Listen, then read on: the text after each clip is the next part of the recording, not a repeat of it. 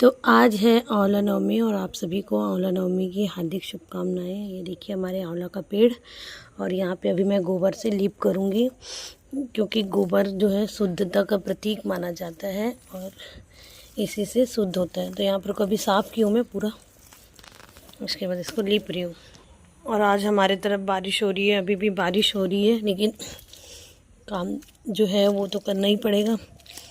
काम मतलब इसका ये है ना कि इसको जो नियम होते हैं, जो हमारी परंपराएं हैं, उसको तो चाहे पानी गिरे या कुछ भी हो करना ही है।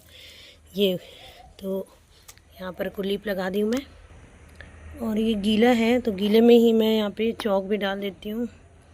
और ये ना चावल आटे का चौक हम डालते हैं, क्योंकि कहते हैं चावल आटे में चौक डालने से ना इसके दो बेनिफिट हैं। एक तो ये शुभ होता है चावल आटे से चौक डालना, दूसरा क्या है, ये वेस्ट नहीं होता। जैसे रंगोली ख़राब हो जाती है, आपकी जगह को भी ख़राब कर देती है, क्योंकि वो रेत है, कलर रहता है। इसमें क्या है ना, ये चींटियाँ खा जाती हैं और आपके पुण्य में ये गिनती आ जाती है। तो इसलिए यहाँ पे मैं बिहाई चौक बना रही हूँ। हमारे यहाँ छत्तीसगढ़ पे इसको बिहाई चौक बोलते हैं।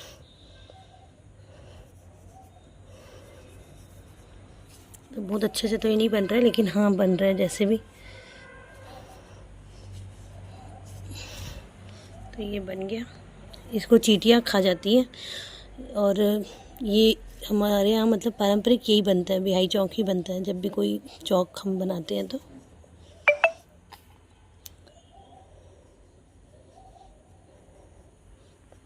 देखो, तो आदि के पापा को जाना था ड्यूटी, तो मैंने कहा कि आप जल्दी से पूजा कर लीजिए, फिर मैं अपना पूजा जो है 11 बजे दोपहर में कर लूँगी।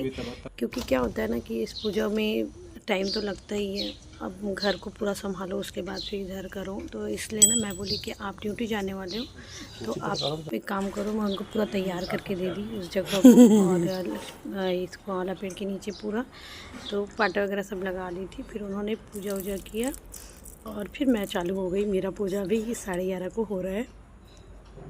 तो यहाँ पे मैं पहले तो जल अर्पण करती हूँ जड़ पे, उनके आंवला पेड़ के नीचे जड़ में जल देना होता है। फिर उसके बाद हम लोग क्या करते हैं, हाथा देते हैं। इसको हाथा बोलते हैं हमारे यहाँ। मैंने पहले ही 5 बार दे चुकी हूँ मैं, और अभी और दे रही हूँ, क्योंकि सुबह आदि के पापा पूजा किए ना, तो हाथा तो लेडीज़ लोग ही देते हैं, तो मैं दे चुकी थी। अभी आपको दिखाने के लिए यहाँ पे हाथा दी। उसके बाद फिर इसको तिलक चंदन ये हाथा के ऊपर से ही पेड़ को भी आपको लगाना है, आंवला पेड़ को। इसमें आज के दिन लक्ष्मी नारायण जी का वास होता है। भगवान लक्ष्मी नारायण जी इसमें कृपा करते हैं और यहाँ भी विराजमान होते हैं। फिर मैंने यहाँ पे लाली की पूजा की, और सभी देवी देवताओं की पूजा करने के बाद इन पे धागा बांधी मैं। पेड़ पे आज के दिन धागा बांधते हैं, कुंवारी धागा, मौली धागा, जो भी आपको बांधना है आप बांध सकते हो। यहाँ पे मैंने होम दे दिया है, क्योंकि इसके बिना तो कोई भी काम जो है पूर्ण नहीं होता। कोई भी पूजा पाठ विशेष रूप से अगर आप कर रहे हो तो ये बहुत ज़रूरी होता है। तो गौरी गणपति जी को, इनको सबको मैं भोग अर्पण करके, होम जग दे करके, आरती वगैरह करके, और हवा भी बहुत तेज़ चल रही थी क्योंकि आज बारिश ही हो रही है। अभी भी फुस फास बारिश हो ही रही है।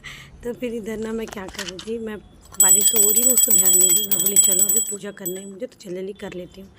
उसके बाद जो भोजन मैं घर में बनाई हूँ, पहले तो अंदर लड्डू गोपाल जी को पहले भोग लगा ली थी। उसके बाद फिर मैं यहाँ पे लेके आई, क्योंकि इनको भी भोग लगाना है। उसके बाद फिर लाला को भी खिलाई, और इधर भी बहुत सारे भोग लगाना था तो इधर लगा दी। उसके बाद फिर भगवान जी को खिलाने के बाद मैं यहाँ पे परिक्रमा कर रही हूँ तुलसी माता की, क्योंकि आज के दिन तुलसी माता का परिक्रमा करना बहुत आवश्यक है। हो सके तो आंवला पेड़ का भी परिक्रमा करना है।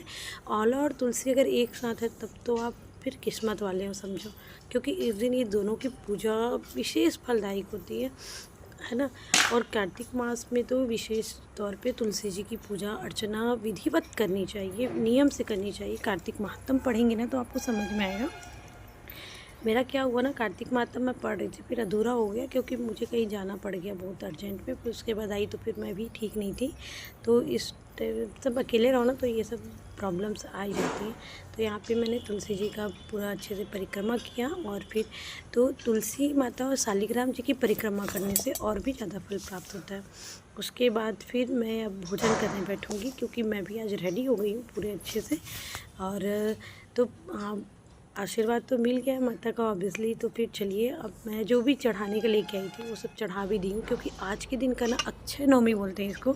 आंवला नवमी तो इसका नाम है, आंवला पेड़ के कारण बोला जा रहा है, लेकिन अक्षय नवमी यानी कि जो भी आप दान धर्म करते हो वो करोड़ों गुना फल तो देता ही है, प्लस इसका कभी क्षय नहीं होता, यानी कि कभी कोई खंडन नहीं कर सकता। इस टाइप से इसको आप समझ सकते हो कि ये जो आप दान दे रहे हो वो कभी भी निष्फल नहीं होगा। राधे राधे।